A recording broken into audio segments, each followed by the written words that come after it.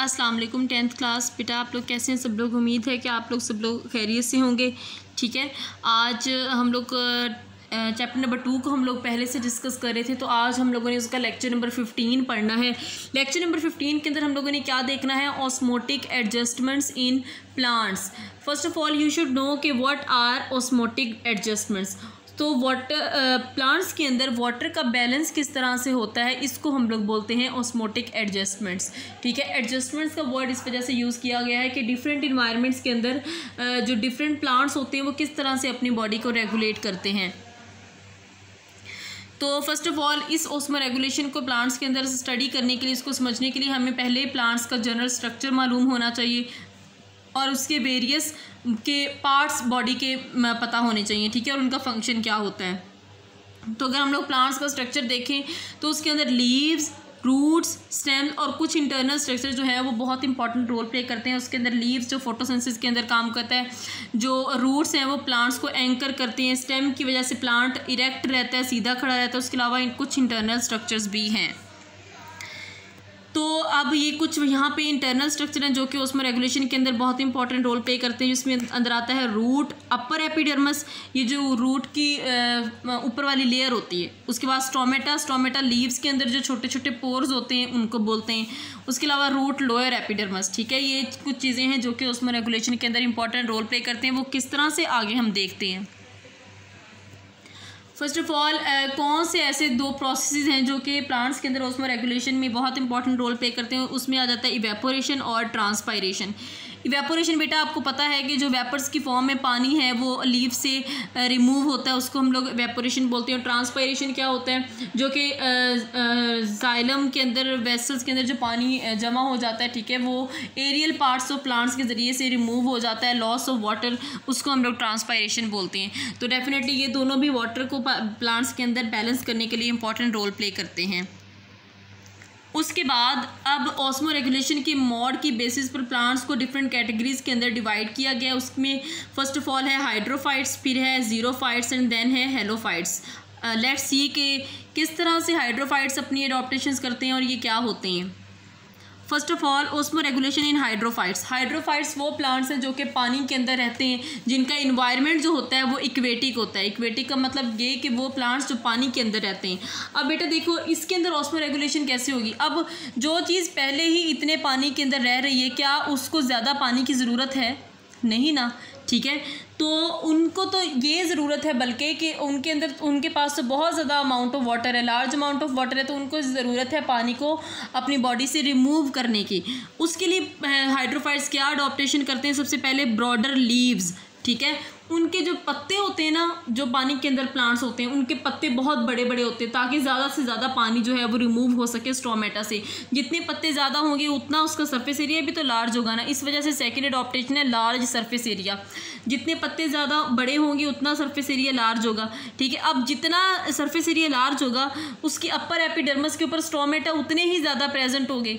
ठीक है, तो जितनी ज़्यादा स्टोमेटा प्रेजेंट होगी उतना ज़्यादा वाटर का रिमूवल होगा। तो ये कुछ अडॉप्टेशंस थी हाइड्रोफाइट्स की। इसमें जो एग्जांपल है हाइड्रोफाइट्स के प्लांट्स में वो आ जाती है water lily.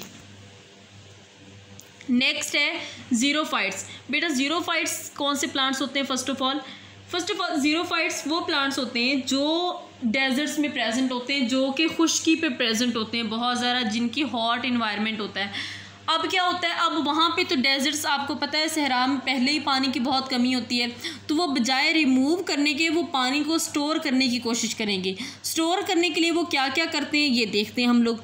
First of all उनके जो लीव्स होते हैं वो बड़े छोटे छोटे से लीव्स होते हैं, बहुत छोटे लीव्स होते हैं। स्मॉल लीव्स होंगे तभी तो वो वाटर को कंजर्व कर सकेंगे। ठीक है, थिक लीव्स होते हैं। थिक इस वजह से होते हैं ताकि वो ज़्यादा वाटर का रिमूवल ना हो सके, और थिक लीव्स होंगे, स्मॉल होंगे तो डेफिनेटली उनका सरफेस एरिया भी तो कम होगा ना। उसके अलावा लीव्स के ऊपर लेयर होती है जिसको हम लोग बोलते हैं क्यूटिकल। ठीक है, क्यूटिकल थिक होती है, वैक्सी होती है और लेदरी होती है ताकि वाटर का रिमूवल जो है वो ना हो सके। उसके अलावा जो स्टोमेटा होते हैं वो लीव्स के अपर सरफेस की बजाय लोअर सरफेस पे होंगे, क्योंकि जब अपर सरफेस पे प्रेजेंट होंगे तो उससे वाटर ज़्यादा ट्रांसपायर होगा, लेकिन जब लीव्स की लोअर सरफेस पे होंगे तो वाटर के रिमूवल जो है वो इतना ज़्यादा नहीं होगा। जब बहुत ज़्यादा ड्राई कंडीशंस हो जाती हैं तो उस वक्त क्या होता है कि वो अपने लीव्स को शेड कर देते हैं, गिरा देते हैं, ताकि बिल्कुल भी ट्रांसपायरेशन ना हो सके, ठीक है, क्योंकि जब तक लीव्स होंगे तो ट्रांसपायरेशन थोड़ी बहुत होगी, ठीक है, इस वजह से वो अपने लीव्स ही गिरा देते हैं। जब वो लीव्स गिरा देते हैं तो डेफिनेटली फिर फोटोसिंथेसिस किस तरह से होती है, उन्होंने अपनी खुराक भी तो बनानी है ना, और लीव्स वाइटल ऑर्गन है for the preparation of food by the process of photosynthesis. तो उस वक्त उस टाइम पीरियड के लिए स्टेम को एज अ फोटोसिंथेटिक ऑर्गन वो यूज़ करते हैं, ठीक है।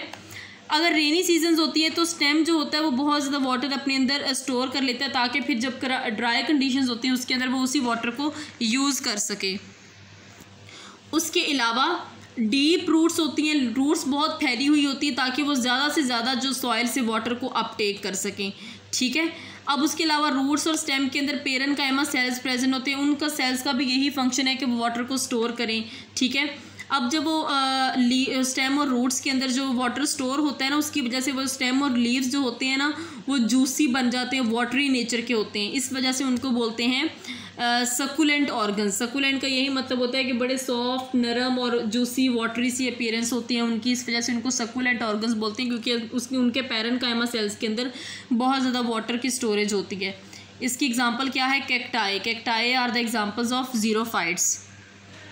नेक्स्ट जो प्लांट्स हैं वो हैं हेलोफाइट्स, ठीक है। हेलोफाइट्स वो प्लांट्स होते हैं जो कि सी वाटर के अंदर रहते हैं। सी वाटर का आपको पता है ना कि नेचर किस तरह की होती है, बड़ा सॉल्टेड वाटर होता है, ठीक है, इस वजह से उन्होंने अपने आप को अडॉप्ट किया होता है। अब क्या होता है कि salts enter in the body of such plants due to high concentration of salts. अब क्या होता है कि सी के अंदर सॉल्ट्स की बहुत ज़्यादा कंसनट्रेशन होती है, इस वजह से जो बॉडी के अंदर भी बहुत ज़्यादा सॉल्ट्स चले जाते हैं, ठीक है। लेकिन अब बाहर बहुत ज़्यादा कंसनट्रेशन होती है, इस वजह से उनकी बॉडी से वाटर जो होता है वो मूव आउट करता है ताकि उन सॉल्ट्स को डिज़ोल्व कर सके। तो क्या होता है, उससे जो अपनी बॉडी का जो वाटर होता है ना उसमें कमी आ जाती है। When salts enter the cells, plants carry out active transport, move and hold large amount of salts in the vacuum। जब बहुत ज़्यादा salts आ जाते हैं तो प्लांट्स एक्टिव ट्रांसपोर्ट के ज़रिए से, एक्टिव ट्रांसपोर्ट वो होती है जिसके अंदर एनर्जी की ज़रूरत होती है, उसके ज़रिए से जो सारे salts होते हैं वो अपने वैक्यूल्स के अंदर जो है वो जमा कर लेते हैं, ठीक है। जो वैक्यूल्स होते हैं ना बेटा, उससे ना अब जब जमा कर लेते हैं ना तो उससे वापस सार्स नहीं जा सकते, क्योंकि वो सार्स जो होते हैं उसकी मेम्ब्रेन से नहीं गुजर सकते, इस वजह से वापस नहीं जा सकते, ठीक है। तो अब इस वजह से क्या होता है कि जो वैक्यूल्स का पूरा सिस्टम होता है ना वो बड़ा हाइपरटोनिक इन्वायरमेंट होता है। हाइपरटोनिक वो इन्वायरमेंट होता है जिसके अंदर सॉल्ट्स की कंसनट्रेशन ज़्यादा हो और वाटर की कम हो। तो डेफिनेटली जब वो सारे सॉल्ट्स अपने वैक्यूल के अंदर एक्यूमुलेट कर लेते हैं तो वहाँ का इन्वायरमेंट वैक्यूल्स का हाइपरटोनिक ही होगा ना, ठीक है। Many sea grasses are included in this group of plants, ठीक है। तो आज के लेक्चर में हमने यही देखना था कि क्या क्या उसकी एडॉप्टेशंस हैं, ठीक है, डिफरेंट प्लांट्स की। उसमें हम लोगों ने हाइड्रोफाइट्स, ज़ीरोफाइट्स और हेलोफाइट्स को पढ़ा है। आप लोगों ने ये इंपॉर्टेंट क्वेश्चन है बेटा, आपने इसको बड़ी अच्छी तरीके से करना है। अल्लाह हाफिज़, I will see you in the next lecture.